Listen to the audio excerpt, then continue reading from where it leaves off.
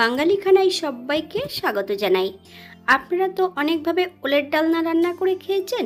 একবার আমার মতন করে সহজ পদ্ধতিতে আপনিও শিখে নিতে পারবেন ছোট ছোট টিপস সহ। তবে এতটাই সুস্বাদু হয়েছিল খেতে, আপনি একবার রান্না করলে বারবার রান্না করবেন। তবে এতটা তেল মশলা কম দিয়ে কিভাবে আমি ওলের ডালনা রান্না করলাম, চলুন সেটা একবার দেখে নেওয়া যাক ভিডিওর মাধ্যমে। আশা করছি আজকের ভিডিওটি ভালো লাগবে। সকল বন্ধুদের কাছে অনুরোধ করছি সম্পূর্ণ ভিডিওটি দেখার।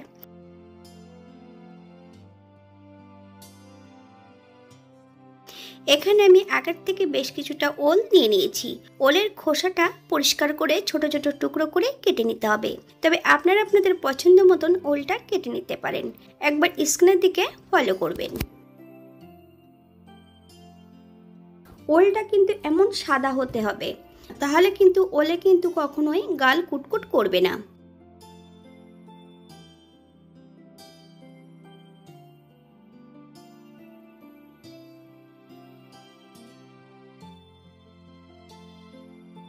একটা পাত্রে বেশ কিছুটা জল অ্যাড করেছি। জল গরম হওয়া পর্যন্ত অপেক্ষা করতে হবে। সম্পূর্ণ ওলের টুকরোগুলো এই পর্যায়ে অ্যাড করে দেব। সামান্য একটু হলুদ গুঁড়ো দিয়ে ওলগুলো 80% সেদ্ধ করে নিতে হবে। সম্পূর্ণ ওল সেদ্ধ করে আমি জলটা ছড়িয়ে নিয়েছি।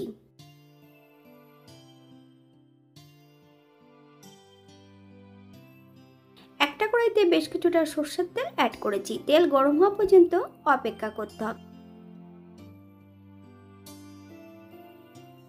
ফোড়নে রেখেছি কালো জিরে। ফোড়ন থেকে সুগন্ধ বেরোলে হাফ চামচ লবণ অ্যাড করব। মিডিয়াম সাইজের দুটো পেঁয়াজ বেশ সরু সরু করে কেটে নিয়েছি। সম্পূর্ণ পেঁয়াজটা এই পর্যায়ে অ্যাড করতে হবে। বাঙালি রান্না ঘরোয়া উপকরণ দিয়ে আপনাদের যদি রান্নাগুলো পছন্দ হয় তাহলে চ্যানেলটি সাবস্ক্রাইব করে দিয়ে পাশে থাকবেন। পাশে থাকা বেলটি বাজিয়ে দেবেন, নইলে নিত্য নতুন রান্নার নোটিফিকেশন পাবেন না। আমার এই চ্যানেলে বিভিন্ন ধরনের আমিষ, নিরামিষ এবং ওলের ডালনা রেসিপি দেওয়া আছে। আপনাদের যদি পছন্দ হয় তাহলে চ্যানেলটি ঘুরে একবার দেখে নেবেন। হাফ চামচ রসুন বাটা। যতক্ষণ পেঁয়াজ রসুন থেকে কাঁচা গন্ধ ছাড়বে ততক্ষণ বেশ পেঁয়াজ রসুনটা ভালো করে ভেজে নিতে হবে। এই পর্যায়ে অ্যাড করব বেশ কিছুটা কাঁচা লঙ্কা ফালি দিয়ে। আপনারা যদি পছন্দ করেন তাহলে পরিমাণে বাড়িয়ে দিতে পারেন।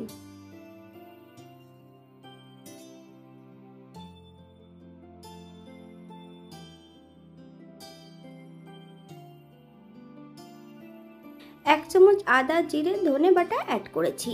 হাফ চামচ হলুদ গুঁড়ো। মশলাটা বেশ ভালো করে ভেজে নিতে হবে।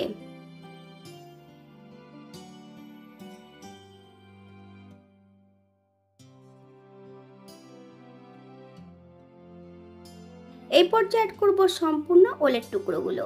মিডিয়াম আঁচে বেশ 4 থেকে 5 মিনিটের মতন মশলা সহ বেশ ভালো করে ভেজে নেব।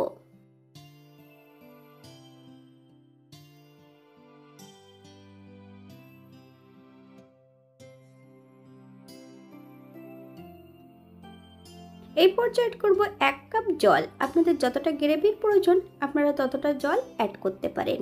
প্রথমে হাই ফ্লেমে 2 থেকে 3 মিনিটের মতন রান্না করে নেব। 5 থেকে 7 মিনিটের জন্য ঢাকা দিয়ে দিতে হবে মিডিয়াম আঁচে। যতটুকু ওল সেদ্ধ হতে বাকি আছে ততটুকু সেদ্ধ হয়ে যাবে।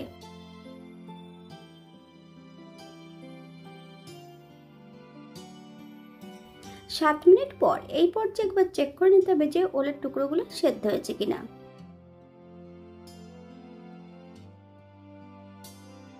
1 চামচ চিনি। আপনারা যদি পছন্দ করেন তাহলে পরিমাণে বাড়িয়ে দিতে পারেন। চিনি অ্যাড করার পর 3 থেকে 4 মিনিটের মতন মিডিয়াম আঁচে রান্না করে নিতে হবে। চিনির কাঁচা গন্ধটা থেকে যেতে পারে। এই পর্যায়ে গ্যাসের ফ্লেমটা অফ করে দিয়ে 5 মিনিটের জন্য স্ট্যান্ডিং টাইম দেব, তারপর সার্ভ করব।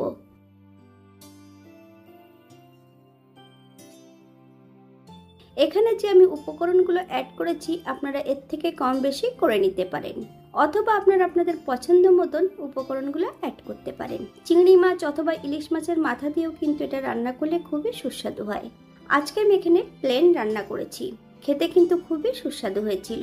আজকের ভিডিওটি এই পর্যন্ত। সবাই সুস্থ থাকবেন, ভালো থাকবেন। অন্যদিন নতুন রেসিপি নিয়ে আপনাদের সামনে আবার আমি হাজির হব। নতুন ও পুরনো সকল বন্ধুদের অসংখ্য ধন্যবাদ ভিডিওটি দেখার জন্য।